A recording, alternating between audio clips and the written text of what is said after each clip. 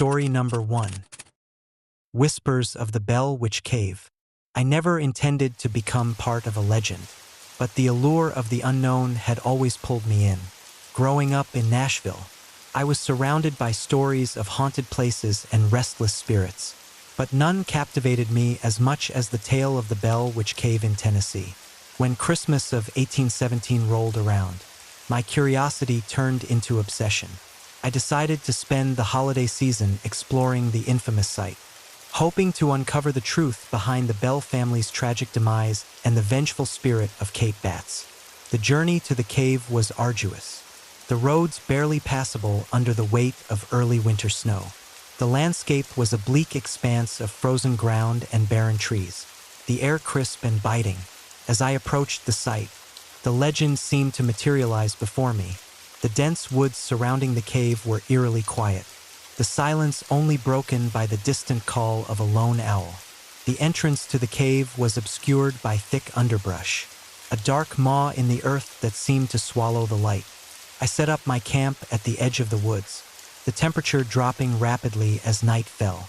The stories of the Bell Witch's torment over the Bell family echoed in my mind. They had moved into a humble homestead, only to be plagued by incessant poltergeist activity. Objects flew across rooms, disembodied voices whispered threats, and the presence of Kate Batts, a woman accused of witchcraft, loomed over their lives with malevolent intent.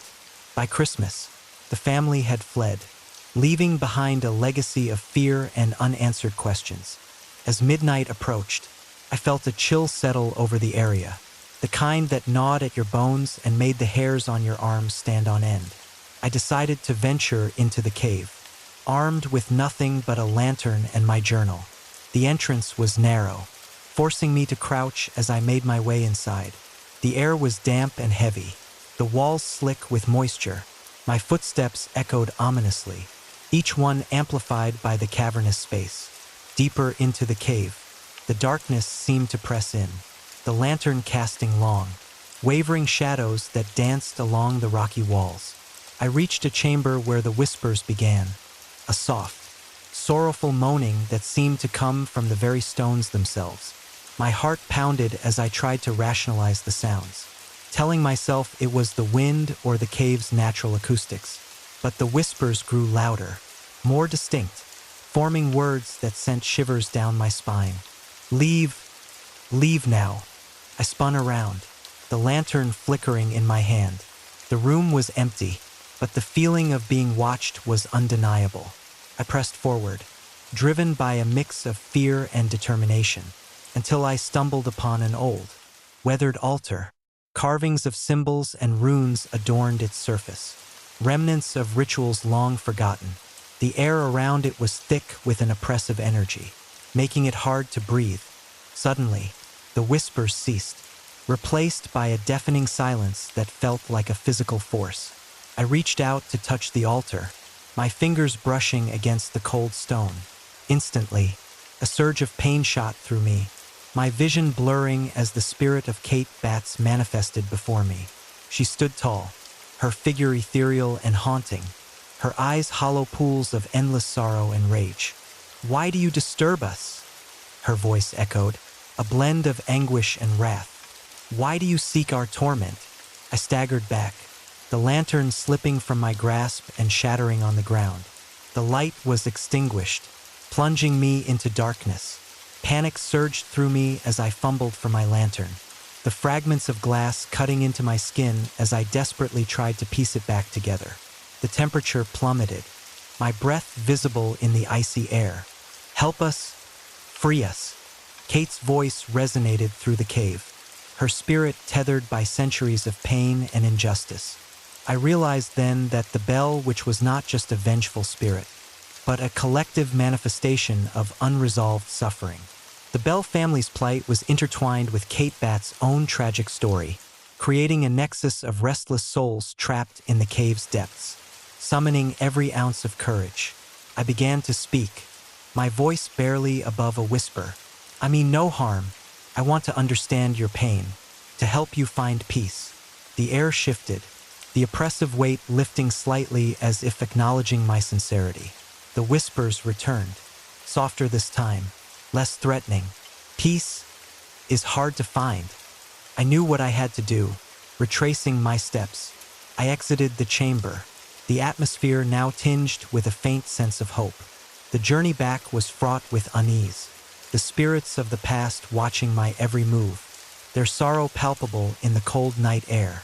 As I emerged from the cave, the first light of dawn began to break, casting a warm glow over the snowy landscape. The experience had changed me. The stories of the Bell Witch Cave were no longer just tales to be debunked. They were real, filled with genuine pain and suffering. I spent the rest of the day documenting everything. My journal filled with detailed accounts of the encounter and the revelations about Kate Batts and the Bell family. Returning to Nashville, I published my findings, hoping to shed light on the tragedy that had unfolded centuries ago. The response was overwhelming, with many intrigued by the first-hand account of the haunted cave. But more than anything, I felt a sense of responsibility to honor the spirits suffering and to advocate for their peace. Years have passed since that Christmas night, but the memories remain vivid. The whispers of the past linger in my mind, a constant reminder of the thin veil between our world and the restless spirits that dwell in forgotten places. The Bell Witch Cave stands as a monument to their enduring pain, a place where the echoes of history refuse to fade. Every holiday season, as I reflect on that night, I wonder if the spirits have found the peace they so desperately sought. And though I hope they have, I know that some wounds run too deep, some sorrows too immense to ever be fully healed. The legacy of the Bell Witch lives on, a haunting reminder that the past never truly dies. It simply waits, hidden in the shadows, whispering its sorrow to those who dare to listen. Story number 2. Shadows of the Stanley. I had always been a skeptic, a man grounded in reality, relying on facts and logic to navigate the world. But something about the Stanley Hotel in Estes Park, Colorado, drew me in, especially during the Christmas season. The tales of hauntings and the dark history that had inspired Stephen King's The Shining intrigued me, and I decided to spend Christmas there, hoping to uncover the truth behind the legends. The Stanley Hotel stood majestically against the backdrop of the Rockies, its grand facade illuminated by festive lights that twinkled like distant stars. The air was crisp, carrying the scent of pine and the promise of snow. As I approached the entrance, the massive wooden doors opened with a welcoming creak, revealing a lobby adorned with elegant decorations and a roaring fireplace that cast a warm glow across the room. I checked into my room on the top floor, the view offering a panoramic sight of the snow-covered landscape. The room was spacious, with high ceilings and large windows that framed the picturesque scenery. I unpacked my gear, cameras, recording devices, and a notebook, ready to document any unusual occurrences. Little did I know, this Christmas would challenge everything I believed in. That evening, I joined the other guests for a festive dinner in the grand dining hall.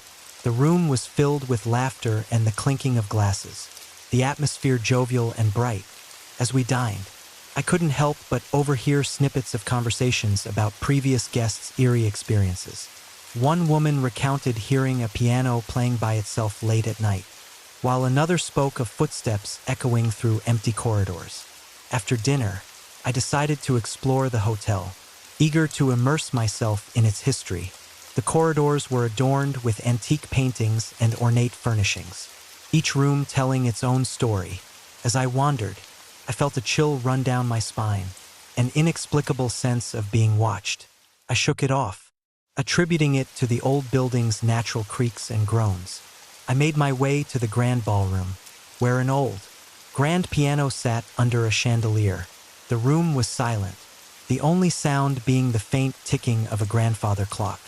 I set up my camera, capturing the empty space, when suddenly, the piano keys began to move on their own. A haunting melody filled the air, each note resonating with a sorrow that seemed to seep into my bones. I recorded the phenomenon, heart racing with a mix of fear and excitement. Determined to find answers, I visited the hotel's library, a room filled with dusty books and historical records. I delved into the archives, uncovering the tragic story of the Stanley family who had once lived here. In December 1909, the Stanley family had moved into the hotel, only to leave abruptly after encountering strange and terrifying phenomena. Reports of ghostly apparitions, unexplained noises, and an overwhelming sense of dread had plagued them, forcing them to abandon the grand estate. As I read, the temperature in the library dropped sharply, my breath visible in the cold air. The lights flickered, and the whispers began, a soft, mournful sound that seemed to echo through the room. I looked around, trying to locate the source, but saw nothing. The whispers grew louder, forming words that sent shivers down my spine.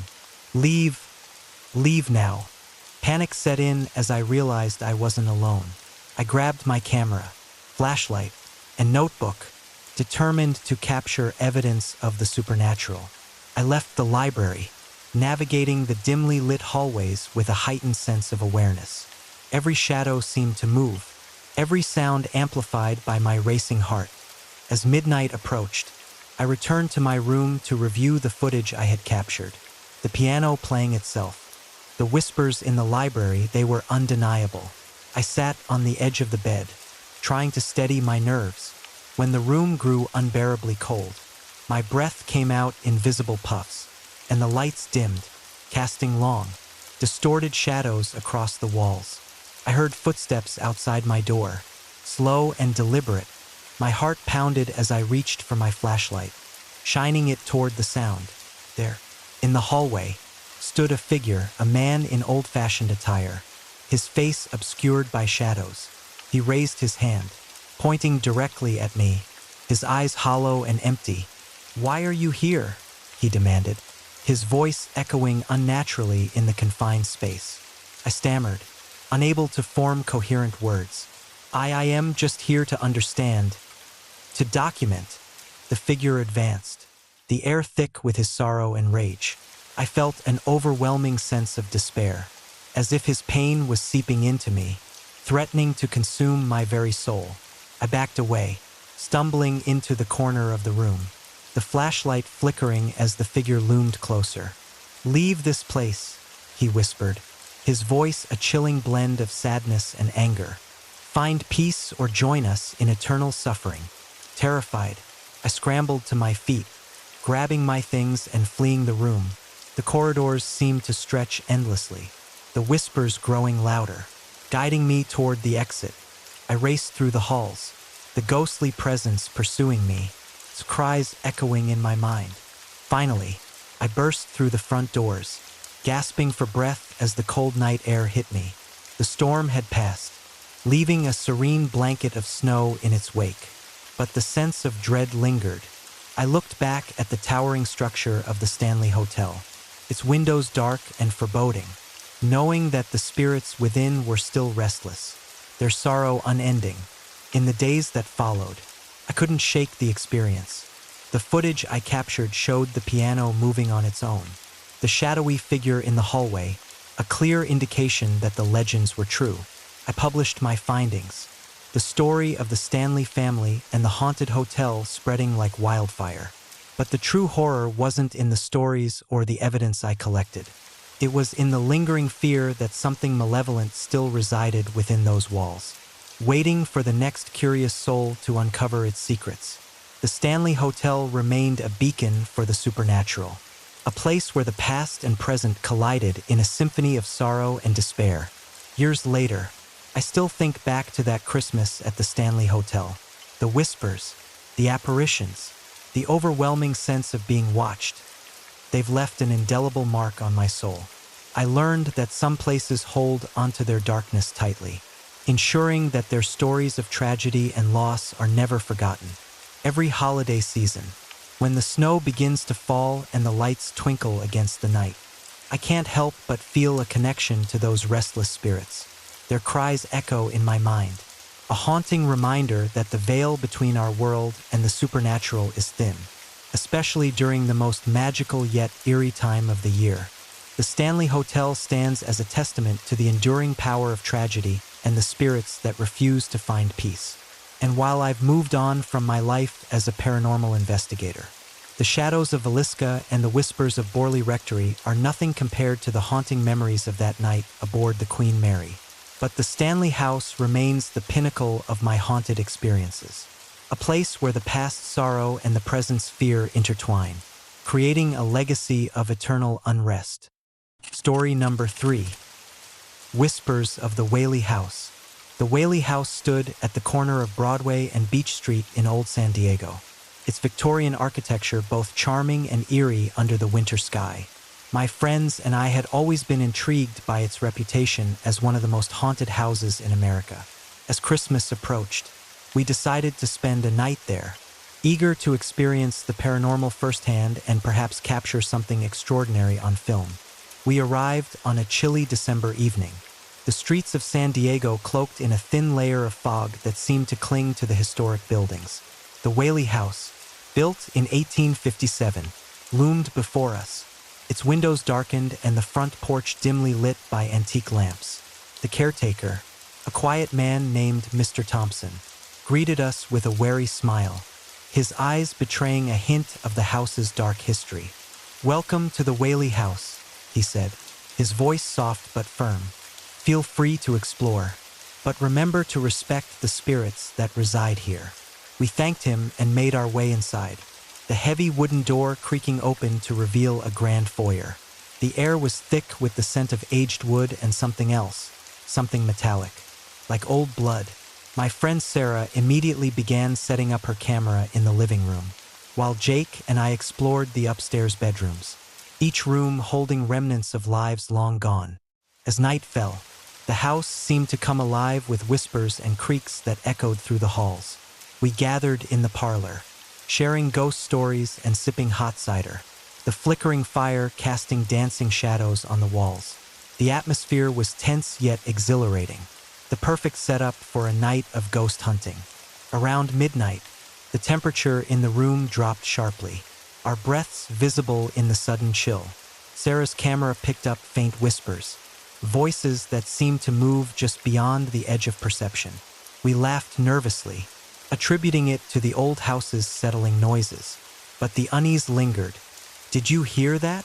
Jake asked, his eyes scanning the room. I nodded, my heart racing. "It's probably just the wind, or maybe the house itself." We decided to split up to cover more ground, our flashlights cutting through the darkness as we ventured into different parts of the house. I headed toward the attic, a place rumored to be a hotspot for paranormal activity. The narrow staircase creaked under my weight, each step amplifying the tension building inside me. Reaching the top, I pushed open the attic door, the hinges squealing in protest. The room was cluttered with old furniture, trunks, and dusty relics of the past. As I moved deeper into the attic, the air grew colder, my breath fogging in front of me. Suddenly, I heard it, a soft, mournful crying coming from the corner of the room. I turned toward the sound, my flashlight beam revealing a shadowy figure huddled in the darkness. It was a woman, her form translucent and ethereal, her face contorted in sorrow. Her eyes met mine, hollow and pleading, and I felt an overwhelming sense of sadness wash over me. "Help me," she whispered, her voice echoing through the attic. "I can't find my children."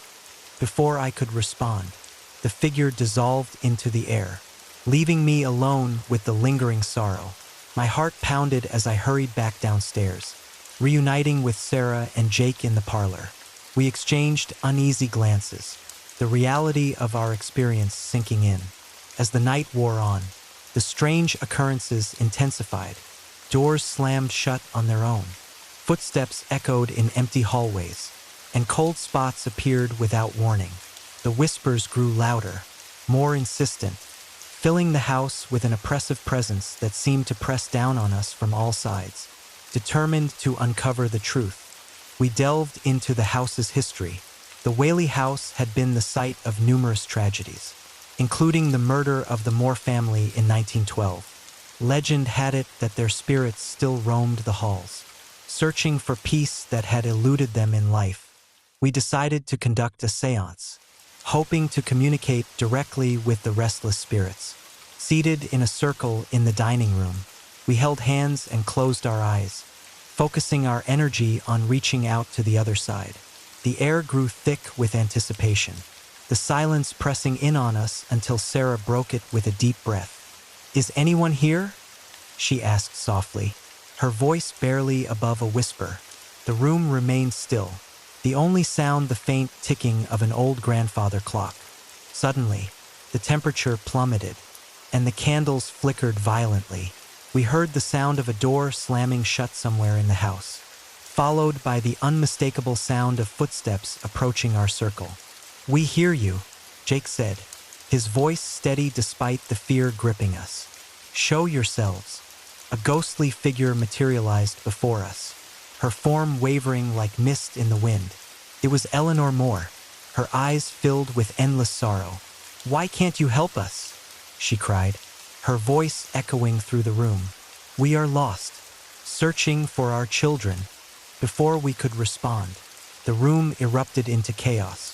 Objects flew across the room, the windows shattered, and the spirits of the past swirled around us in a maelstrom of pain and anger. We clung to each other, the weight of their suffering pressing down on us, making it hard to breathe. Desperate to escape, we broke our circle and fled the room, the house roaring with the anguish of the spirits that had been awakened by our intrusion. The halls twisted and turned, leading us deeper into the heart of the house, the whispers now a deafening cacophony of cries and pleas. We found ourselves back in the parlor, the fire burning brightly as if untouched by the night's horrors. The air felt lighter, the oppressive presence lifting as the spirits seemed to withdraw. Exhausted and shaken, we knew we had pushed the spirits to reveal their pain, but the cost had been high. As dawn broke, the house seemed to settle, the morning light casting long shadows across the empty rooms. We packed up our gear in silence, the memories of the night's terror etched into our minds. The Whaley house stood quiet once more, its dark secrets hidden behind closed doors and ancient walls. Driving away from the house, the sun rising over the horizon, we felt a sense of relief mixed with lingering fear. We had faced the ghosts of the past, bearing witness to their sorrow and pain, and though we had survived, the experience left a mark that would never fade. Years later, I still think about that Christmas night aboard the Whaley house, the sorrowful cries, the apparitions of lost souls, and the relentless search for peace linger in my dreams, a haunting reminder that some places hold onto their darkness with a vengeance. The Whaley house remains a testament to the tragedies of the past, a place where the veil between the living and the dead is thin, and where the echoes of lost souls continue to whisper their stories to those brave enough to listen. Every holiday season, when the nights grow long and the air turns cold, I find myself drawn back to that experience, wondering if the spirits of Villisca still wander the halls of the Whaley house, forever seeking the peace that eluded them in life. And as the snow begins to fall, I can't help but feel that some tragedies never truly end. They simply wait in the shadows, whispering their sorrow to those who dare to uncover their secrets. Story number 4. Shadows of the Queen Mary. The Queen Mary loomed before us like a relic from another era, her grandiose silhouette cutting sharply against the twilight sky. My friends and I had always been fascinated by haunted places, drawn to their mysteries and the stories that whispered through time. So when the opportunity arose to spend Christmas aboard the Queen Mary, a ship with a dark and storied past, we didn't hesitate. Little did we know, our holiday getaway would turn into a nightmare we could never escape.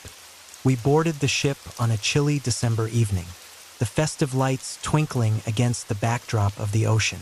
The grandeur of the Queen Mary was intoxicating, ornate woodwork, polished brass fixtures, and opulent decor that spoke of a bygone era of elegance and sophistication.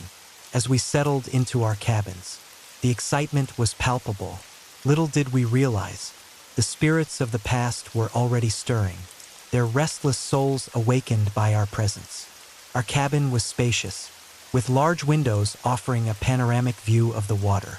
We unpacked our things, shared stories of previous haunted locations we'd visited, and laughed off the eerie ambience that seemed to envelop the ship. Maria, our group skeptic, rolled her eyes at the ghost stories, while Jake, the believer, eagerly anticipated any supernatural encounters. Christmas Eve arrived, and the ship transformed into a winter wonderland. The dining hall was adorned with garlands and twinkling lights, the aroma of roasted turkey and spices filling the air. We joined the other guests for a festive meal, toasting to good times and new adventures. The atmosphere was warm and joyous, but there was an undercurrent of something unseen, something that made the hairs on the back of my neck stand on end. After dinner, we decided to explore the ship, curious about the tales of hauntings that had brought us here. As we wandered the dimly lit corridors, the sounds of laughter and conversation faded, replaced by the creaking of wood and the distant echo of footsteps. The ship felt alive, as if the spirits of those who had sailed these waters long ago were watching our every move. In one of the grand ballrooms, we encountered an elderly couple dressed in vintage attire, their eyes hollow and their smiles strained. They stood silently, staring into the distance as if reliving a memory that brought them no joy. Maria approached them, her skepticism pushing her to interact. But as she reached out a hand, the couple dissolved into mist, leaving only the lingering scent of lavender and sorrow. Shaken, we continued our exploration, heading toward the ship's library, a place rumored to be a hotspot for paranormal activity. The room was vast, lined with towering bookshelves and a large fireplace that had long since lost its fire. As we browsed the old volumes, the temperature dropped abruptly, our breaths visible in the cold air. A book fell off the shelf, landing open at my feet. The pages were yellowed and brittle, filled with handwritten notes about the ship's history and the tragedies that had occurred within its walls. Maria, trying to lighten the mood, joked about finding a ghostly message in the margins. But her laughter was cut short when a shadow moved across the room, darting just out of sight. We spun around, but the room was empty. The air grew thick with an unspoken tension, and the silence pressed down on us like a physical weight. Deciding to retreat, we made our way back to our cabin, the sense of being watched intensifying with each step. As we entered, the door slammed shut behind us, plunging the room into darkness. Panic set in as the windows seemed to darken, the festive lights flickering ominously. We fumbled for our flashlights, the beam of light revealing unsettling details. Furniture moved from its original placement, shadows dancing where there should be none, and a chill that seeped into our bones. Jake suggested we split up to cover more ground, but Maria and I were hesitant. We stayed close, trying to rationalize the strange occurrences as tricks of the light or the ship settling in the night. But then, the whispers began, soft, indistinct voices that seemed to emanate from the walls themselves, growing louder and more insistent. "Leave, leave now," the voices echoed, a chorus of despair that sent shivers down my spine. Maria grabbed my arm, her eyes wide with fear. "We need to get out of here," she whispered urgently. As we hurried toward the door, the whispers intensified, overlapping into a cacophony of sorrow and rage. The air grew colder, our breaths quickening as we struggled to open the door, which resisted our efforts as if held by an unseen force. The ship groaned around us, the sounds of footsteps pounding through the corridors, moving faster and closer. Just as we felt the door give way, a shadowy figure materialized in the doorway, its form indistinct but undeniably menacing. It raised a hand, fingers elongated and twisted, pointing a finger of accusation and despair directly at us. Maria screamed, and we pushed through the door, stumbling back into the corridor where the shadows seemed to close in around us. We ran, the sounds of the ship morphing into a nightmarish symphony of screams and wails, guiding us through the labyrinthine halls. Every turn led us deeper into the ship's haunted heart. The apparitions of sailors and passengers passed, watching our every move with hollow eyes and sorrowful expressions. Desperation fueled our flight as we navigated the endless corridors, trying to find a way back to our cabin or an exit. But the ship seemed to transform around us, the layout shifting and warping, trapping us in a maze of fear and despair. The whispers followed, their words now clear and filled with anguish. Join us? Stay forever. Finally, after what felt like hours of running, we found ourselves back in the library. The same book that had fallen earlier lay open on the desk, its pages now filled with a chilling message. The spirits of the Queen Mary are restless. They seek the warmth and joy that was lost. Do not stay, or you too will become one of us. Trembling, we realized the severity of our situation. The spirits were not just remnants of the past. They were actively trying to trap us within the ship's cursed confines. We gathered what little strength we had left and made a final, desperate attempt to escape. As we pushed open the library doors, a blinding light filled the room, forcing us to shield our eyes. When we looked again, the corridors were clear, the shadows dispelled as if the ship had been cleansed by the light. Without hesitation, we sprinted to the exit, the sounds of the ship falling silent behind us. Breathless and terrified, we reached the dock where our tour had originally boarded. The Queen Mary stood silent and imposing, the festive lights now seeming to mock us with their cheerfulness.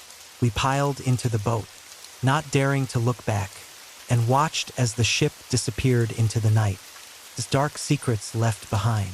Back on shore, we sat in stunned silence, the weight of our experience pressing down on us. The holiday spirit we had sought had turned into a living nightmare, the spirits of the Queen Mary forever etched into our memories.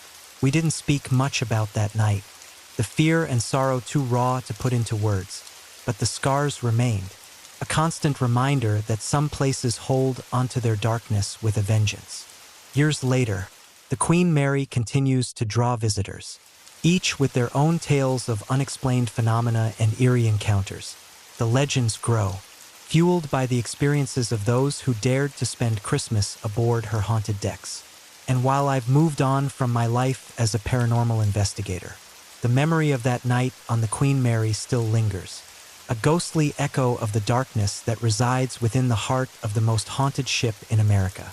Every Christmas, as the lights twinkle and the festive cheer fills the air, I can't help but wonder if the spirits of the Queen Mary are still searching for their lost joy, forever bound to the ship's haunted halls, waiting for the next unsuspecting group to join them in their eternal Christmas nightmare. Story number 5. Echoes of Villisca. I always thought haunted houses were nothing more than stories told to scare children on dark nights. That belief shattered the night I stepped into the Villisca axe murder house, a relic of unspeakable horror nestled in the quiet town of Villisca, Iowa. The house stood silent and imposing, its Victorian architecture cloaked in shadows as dusk settled over the landscape. It was Christmas, a time meant for warmth and joy, yet here I was, drawn to this place of darkness, seeking answers that perhaps should have remained buried. My name is Daniel Hart, a paranormal investigator with a relentless curiosity and a skeptical mind. When I heard about the Villisca murders of 1912, where the Moore family and 2 visiting families were brutally slain by an unknown assailant wielding an axe, I knew I had to uncover the truth behind the legends, the stories of restless spirits, unexplained noises, and ghostly apparitions were enough to make any rational person think twice. But I thrived on debunking myths and exposing the truth.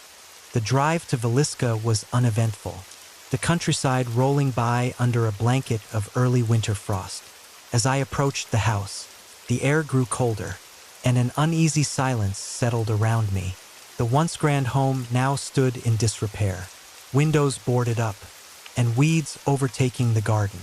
The iron gates creaked ominously as I pushed them open, the sound echoing through the empty streets. Inside, the house was a time capsule of the early 20th century.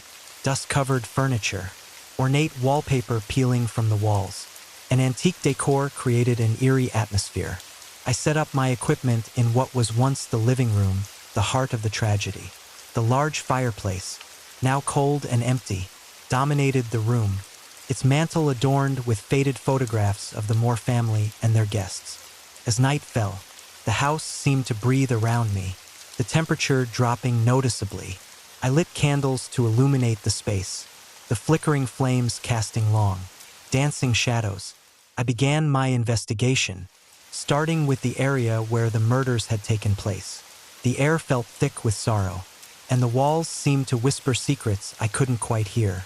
I decided to start with the bedrooms, the final resting places of the Moore children and their parents. Each room held remnants of lives abruptly ended, blankets stained with old blood spots, toys scattered across the floor, and personal items left untouched. The sense of loss was palpable, a heavy weight pressing down on me as I documented every detail. In the master bedroom, I felt a presence unlike anything I'd encountered before. The air was frigid, my breath visible as I approached the bed where the parents had met their gruesome fate. Suddenly, the room plunged into darkness as the candles flickered out. My flashlight barely penetrated the thick shadows, and I heard a soft, mournful crying echo through the space. I called out, my voice shaky. "Is someone here? Can you hear me?" Silence. Then, a faint whisper, barely audible, filled the room. "Help us!" I froze, every instinct screaming at me to leave, but my curiosity held me in place. I switched my flashlight back on, scanning the room for any signs of movement. Nothing, just the oppressive silence and the lingering sorrow of the past. Determined to push forward, I moved to the kitchen, the scene of the initial chaos. The cabinets were open, dishes broken, and the sink overflowing with stagnant water. The sound of dripping echoed ominously, each drop a reminder of the violence that had occurred here. I felt eyes watching me, but when I turned, there was nothing but shadows dancing on the walls. As midnight approached, the house seemed to come alive with activity. The temperature dropped further, my breath forming icy patterns in the air. I set up my audio recorder in the hallway, hoping to capture any unexplained sounds. Minutes passed in silence until I heard it, a slow, deliberate crunching sound coming from upstairs. I grabbed my flashlight and ascended the creaking staircase, each step groaning under my weight. At the top, I entered a long corridor lined with doors leading to the bedrooms below. The footsteps grew louder, more distinct, as if someone were pacing back and forth. I followed the sound, my heart pounding in my chest, until I reached the last door at the end of the hallway. The door was ajar, and a flickering light spilled into the corridor. I pushed it open, revealing a small study. The room was empty, but the sound of footsteps persisted, now circling the space. I approached the desk, noticing a stack of old letters tied with a ribbon. As I reached for them, the room grew colder, and the candles reignited, their flames dancing wildly. One letter caught my eye. It was addressed to a woman named Eleanor, written by a man named Henry. The handwriting was elegant but shaky, the ink smudged from age. I began to read, piecing together a story of love, betrayal, and despair. Henry wrote of his unrequited love for Eleanor, the pressures of maintaining appearances, and the darkness that was slowly consuming him. Suddenly, the room plunged into darkness once more. The whispers returned, louder and more frantic. "No, leave!" I felt a cold hand grip my shoulder, turning me around to face a shadowy figure. It was a man, his face twisted in agony, holding an axe that glinted ominously in the dim light. His eyes were hollow, filled with pain and rage. I backed away, stumbling over the floorboards, but the apparition followed, his presence suffocating.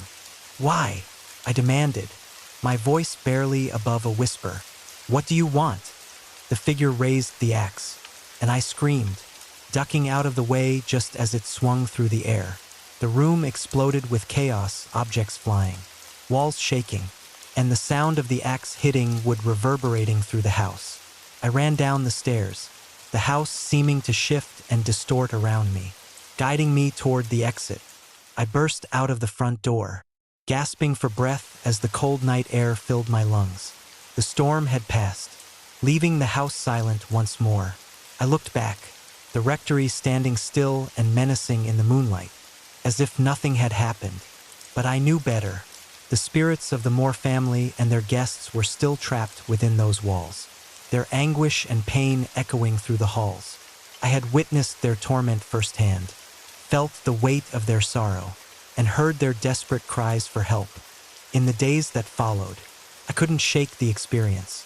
The recordings I took revealed faint whispers and the distant sound of footsteps, evidence that the spirits still lingered, unable to find peace. I published my findings, hoping to bring closure to the restless souls of Villisca. But the story only deepened the mystery.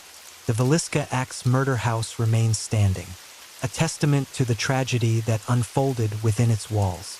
Visitors still report strange noises, ghostly apparitions, and an overwhelming sense of sadness, especially during the holiday season. The house is a beacon for those seeking the truth, a place where the past refuses to stay buried and the echoes of the victims' suffering continue to resonate. As for me, the experience changed me forever.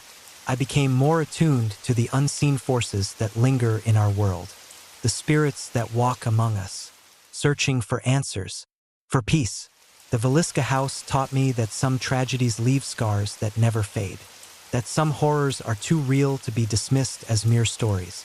Every Christmas, I think back to that night, the fear, the sorrow, the relentless cries of La Llorona mingling with the whispers of the Moore family. It serves as a reminder that the past is never truly gone, that the spirits of those who suffered still seek solace, still yearn to be remembered.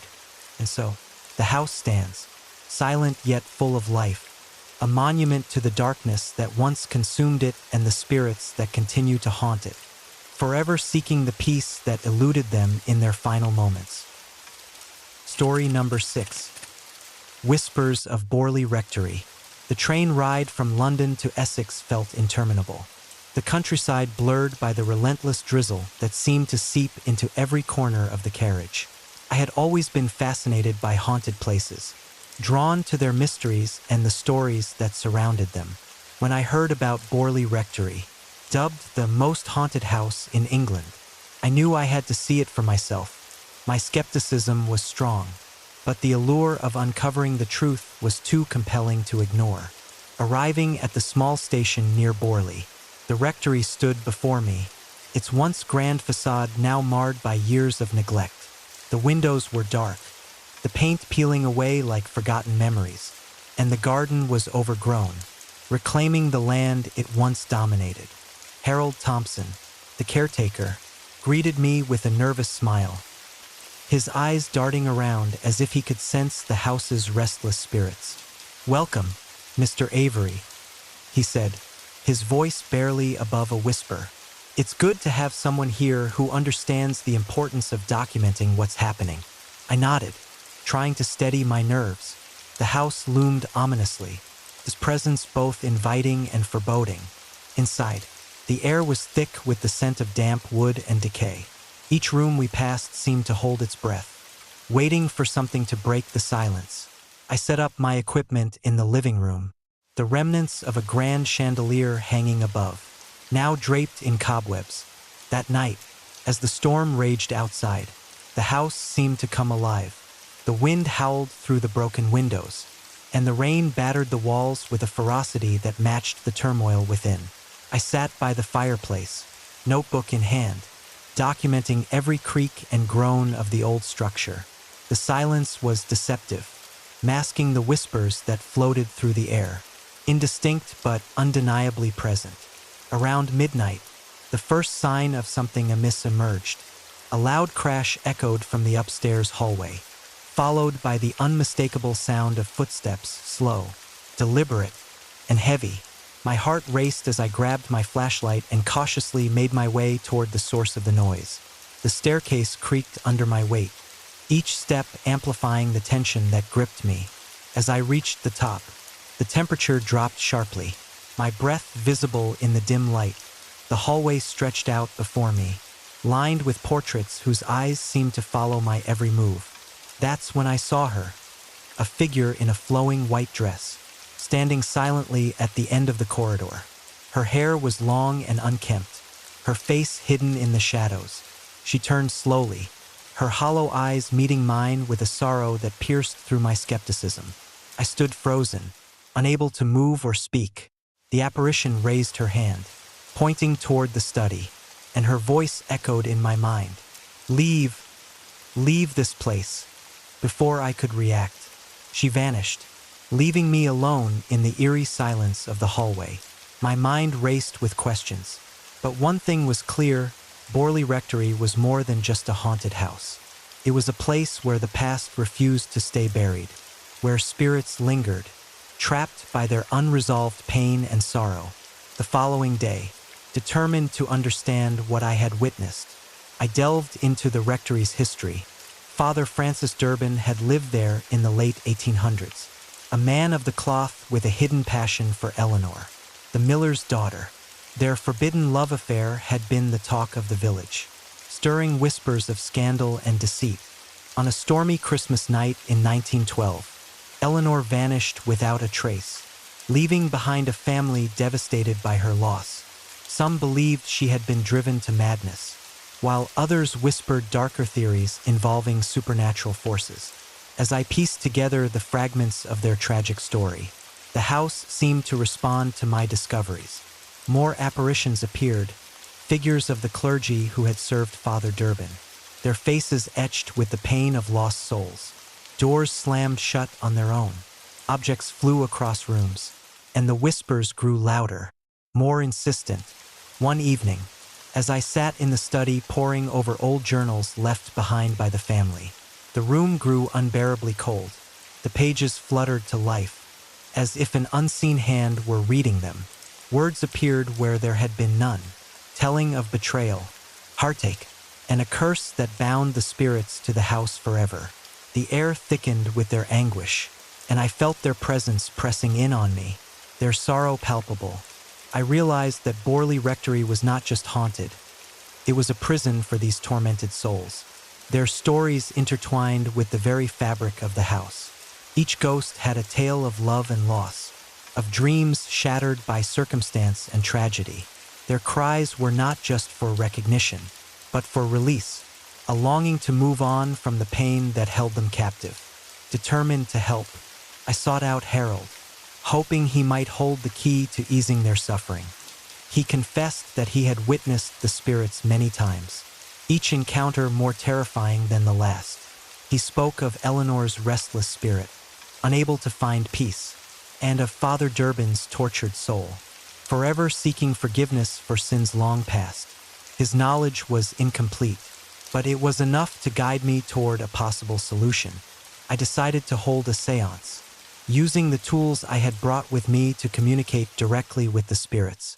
The house grew silent as we gathered in the living room, the candles flickering ominously. I began to call out to them, asking for their stories, their pain, their desires.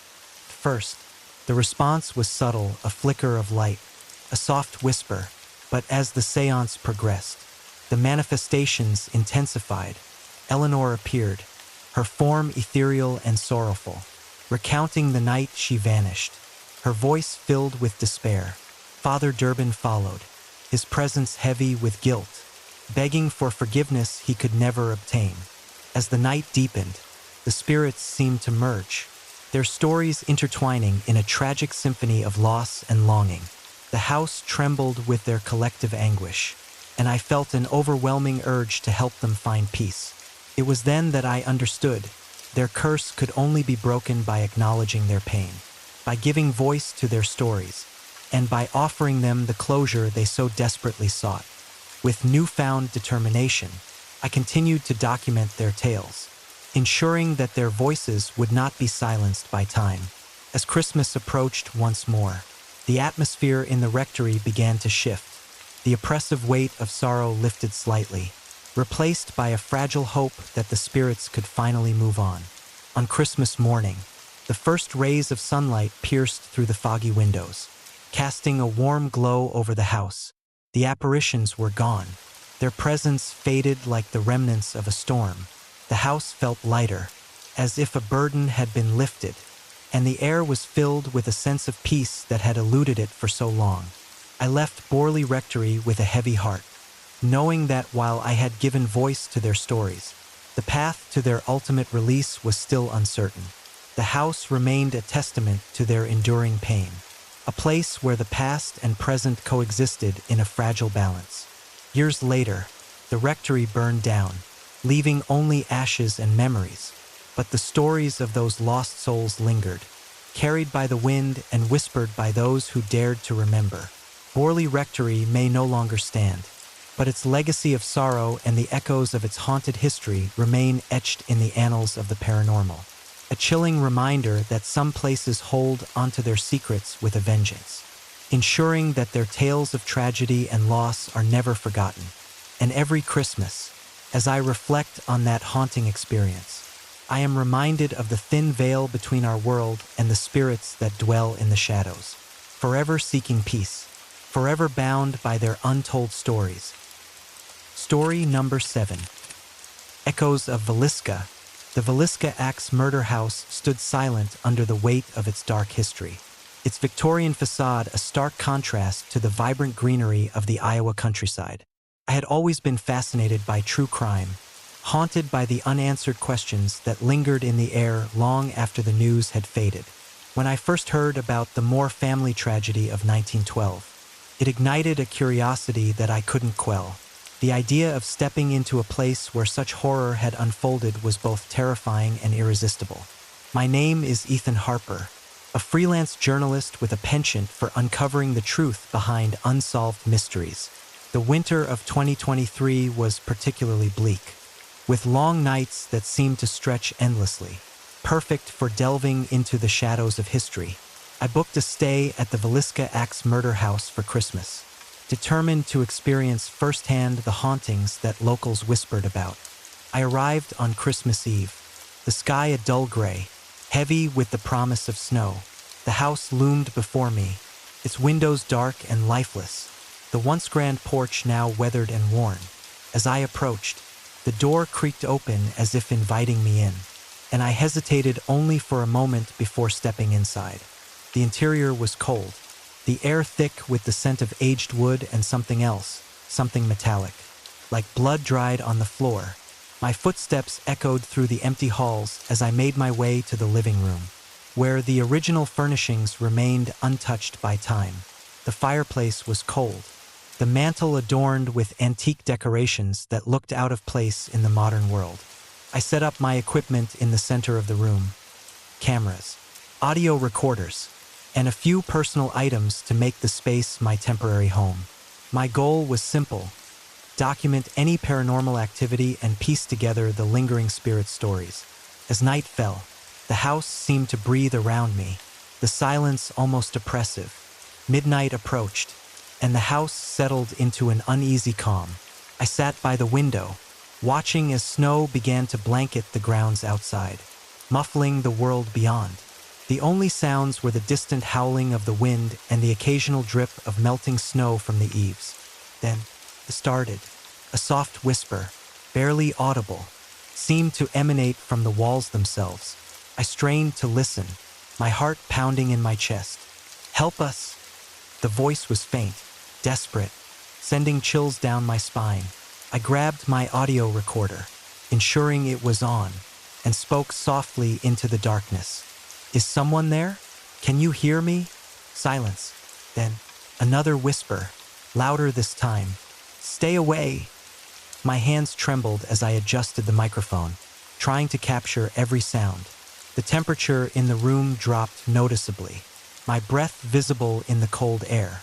I moved towards the hallway, the floorboards creaking under my weight. As I passed the dining room, I felt a presence, a heaviness that pressed down on me. The chandelier above flickered, casting long shadows that danced eerily on the walls. I turned to see a shadowy figure standing at the far end of the room, its form indistinct, yet undeniably human. "Who are you?" I demanded, my voice wavering. The figure didn't respond. Instead, it raised an arm, pointing towards the kitchen. I followed its gesture, my mind racing with fear and excitement. The kitchen was just as I remembered: old-fashioned appliances, a large wooden table, and a sense of abandonment that made my skin crawl. I approached the table, noticing a set of old knives glinting in the dim light. My flashlight beam landed on one in particular, a heavy axe head, its blade dull and stained. My stomach churned, the reality of the house's gruesome history pressing down on me. Suddenly, the door to the kitchen slammed shut, the sound deafening in the confined space. I spun around, trying to locate the source, but there was nothing there.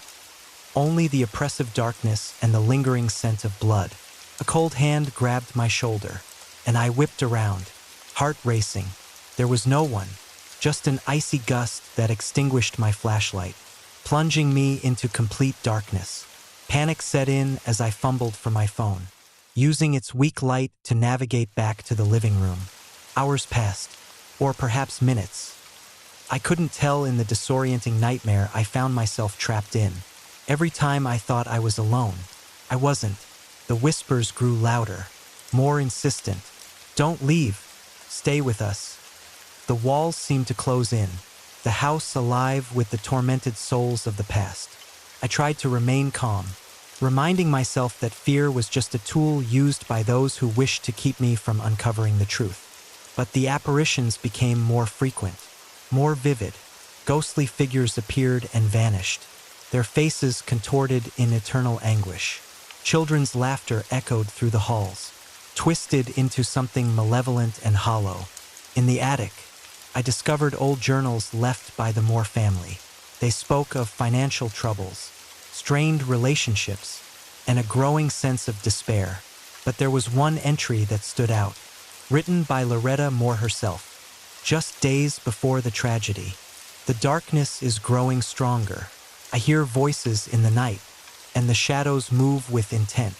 We must leave this place before it consumes us all." The entries stopped abruptly, leaving me with more questions than answers. What had driven Ray Moore to commit such unspeakable acts? Was it purely desperation, or was there something more sinister at play? As dawn approached, the hauntings reached a fever pitch. The house seemed to awaken, every room alive with restless spirits. I felt their sorrow, their rage, their pain. It was overwhelming, and I knew I had to leave before the darkness claimed me too. I packed my equipment hastily, the memories of the night etched into my mind. As I reached the front door, I heard a final whisper, soft and pleading. "Take us with you." I hesitated, looking back at the house one last time. The windows seemed to watch me, the shadows shifting as if trying to pull me back in. With a deep breath, I stepped outside, the early morning light cutting through the remnants of the storm. The house stood silent, its secrets still locked within its walls. I drove away, the haunting whispers fading into the distance. But the feeling of being watched lingered, a reminder that some places hold onto their darkest memories tightly. Months later, the experience still haunts me. The journals, the apparitions, the desperate whispers, they replay in my mind like a broken record. A constant reminder of the night I confronted the ghosts of Villisca. I published the story, hoping to shed light on the tragedy, to honor the memory of the Moore family. But some things, I've learned, are better left unexplored. Every Christmas, I find myself drawn back to the Villisca axe murder house in my mind, replaying the events that unfolded within its walls. The screams, the shadows, the lingering presence of those who never found peace. It's a nightmare that never truly ends. A story that demands to be told, but at a cost I'm still paying. And sometimes, late at night, when the wind howls just right, I swear I hear their whispers, ghostly echoes from the past, reminding me that some horrors never fade. They just wait, like shadows in the dark, ready to reach out and pull you back into the abyss. Story number 8. Whispers at 112 Ocean Avenue. It was supposed to be a fresh start, the kind of fresh start that families dream of, moving to a new home, leaving behind old ghosts and memories, and embracing the promise of a brighter future. For us, the Lawson family, 112 Ocean Avenue in Amityville, New York, was that promise. Little did we know, it was the beginning of our descent into madness. A Michael Lawson, the eldest of 3 children, and the one who would eventually leave us with this story to tell. My parents, Richard and Laura, had always been rational people, steady, dependable, the kind of parents who believed in hard work and family values. Moving to Amityville was their idea, spurred by the allure of a spacious house with a beautiful garden and enough room for all of us to breathe. The previous owners had left abruptly, and though the rumors of tragedy lingered, we were too blinded by excitement to care. Christmas was approaching, and the house was bustling with activity. Decorations hung from every corner. The scent of pine and cinnamon filled the air, and the fireplace crackled warmly, inviting us to gather around. It was a perfect picture of holiday cheer, until the nights grew long and the shadows deeper. It started subtly.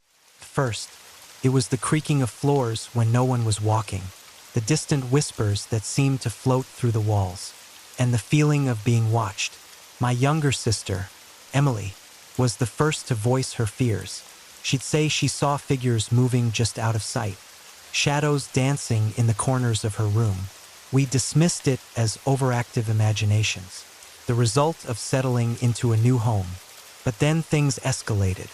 Objects began to move on their own, candles flickering without wind, chairs sliding across the floor, and doors opening and closing by themselves. The whispers grew louder, more insistent, often echoing through the night with words we couldn't understand. My parents tried to maintain normalcy, attributing it to the old house settling or the stress of the move, but their unease was palpable. One particularly cold Christmas Eve, the air felt thicker, heavier. We were all gathered in the living room, the tree glittering with lights and ornaments. When the atmosphere shifted, the temperature plummeted, and the room seemed to darken, shadows lengthening unnaturally. My father stood up abruptly, his face pale. "We need to leave," he said, his voice shaky. "Something's not right here." Before we could react, the lights flickered and went out, plunging us into darkness. Panic set in as the whispers turned into audible voices, chanting in a language none of us recognized. I fumbled for my flashlight, the beam slicing through the blackness, revealing distorted shapes moving at the edge of our vision. Emily was crying, clutching her blanket, while my parents tried to calm her down. But the voices grew louder, more aggressive, as if they were trying to break into our minds. The house groaned and twisted around us, walls closing in, ceilings dropping low. It felt like the very fabric of reality was tearing apart. Desperate, my father grabbed the old, rusty shotgun he kept in the hallway for protection and began searching the house, calling out for us. I ran to find my mother and sister, only to find our bedroom door ajar, curtains fluttering despite the lack of wind. Inside, Emily sat huddled in a corner, her eyes wide with terror, whispering incoherently about shadows and voices. That's when we saw him, a figure standing at the end of the hallway, tall and gaunt, his eyes hollow and empty. He moved with a slow, deliberate grace, never directly looking at us, but we could feel his gaze piercing through us. My father approached him cautiously, the shotgun raised, but the figure didn't flinch. Instead, he raised his hand, palm out, and the whispers turned into screams. "Leave this place," he hissed, his voice echoing in our minds. "You're not welcome here." Before my father could react, the figure dissolved into the shadows, and the house returned to normal, or as normal as it could be after that night. The lights came back on, the temperature rose, and the oppressive feeling lifted. We stood there, shaken and breathless, knowing that something malevolent still lingered in the house. We left Laurel Hill soon after, unable to bear the constant fear and the haunting presence that seemed to follow us everywhere. The house was sold again, but the scars it left on us were permanent. My parents became withdrawn, the laughter and warmth of our family replaced by silent tension and unspoken fears. Emily's once bright spirit dimmed, and I struggled to hold onto the fragments of our former happiness. Years later, the story of the Lawson family became a local legend, a cautionary tale whispered among campers and townsfolk alike. They said 112 Ocean Avenue was cursed, that the spirits of those who perished there still roamed the halls, seeking vengeance or perhaps peace that could never be found. But for us, it was a reality we couldn't escape. I often think about that Christmas Eve, the way the shadows moved, the voices that tormented us, and the ghostly figure that tried to drive us away. It left an indelible mark on my soul, a reminder that some places hold secrets too dark to ever be fully understood. The house on Ocean Avenue remains empty, a relic of horror frozen in time, waiting for the next unsuspecting family to uncover its tragic past. And every Christmas, when the wind howls through the trees and the shadows stretch long across the snow, I hear the whispers once more, voices from the darkness, reminding me of the night we barely escaped with our lives. It's a chilling reminder that sometimes the true monsters aren't the ones we see, but the ones that linger in the spaces between light and shadow, in the silence after the screams. 112 Ocean Avenue isn't just a house. It's a living nightmare, a testament to the fragility of sanity and the horrors that lie just beneath the surface of everyday life. And as long as the whispers continue, the Lawson family tragedy will remain an eternal echo in the haunted halls of Amityville.